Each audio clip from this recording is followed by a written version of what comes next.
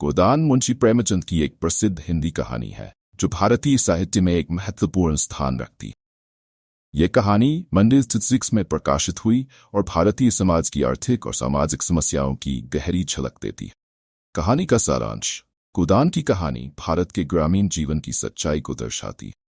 मुख्य पात्र हैं होरी महतो, उनकी पत्नी धनिया और उनके बच्चों। होरी एक गरीब किसान है जो अपनी जिंदगी में लगातार संघर्ष करता रहता है।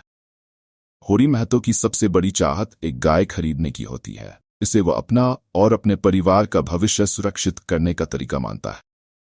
हालांकि उसकी आर्थिक स्थिति बहुत दयनीय है।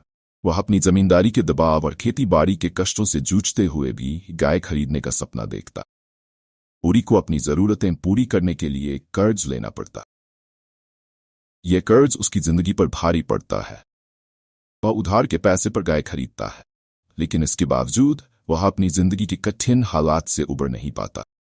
कहानी में अंततः होरी की आर्थिक परेशानियां और सामाजिक दबाव उसकी जिंदगी को और भी कठिन बना देते हैं। अंत में होरी की मृत्यु हो जाती है और उसकी मृत्यु के बाद उसकी गाय को भी बेच दिया जाता है। उसकी मेहनत और संघर्ष अंततः व्यर्थ साबित होते हैं। गोदान एक समाजवादी दृष्टिकोण से समाज की असमानता और किसानों की दुख भरी जिंदगी की कहानी है। प्रेमचंद ने इस कहानी के माध्यम से गरीब किसान की समस्याओं और उनके आर्थिक शोषण को उजागर किया है। कहानी हमें सामाजिक न्याय और सुधार की आवश्यकता की याद दिलाती है। प्रेमचंद की गोदान एक मजबूत सामाजिक टिप्पणी है जो आज भी समकालीन समाज में प्रासंगिक है और भारतीय साहित्य के कॉलेज की बहुमूल्य धरोहर है।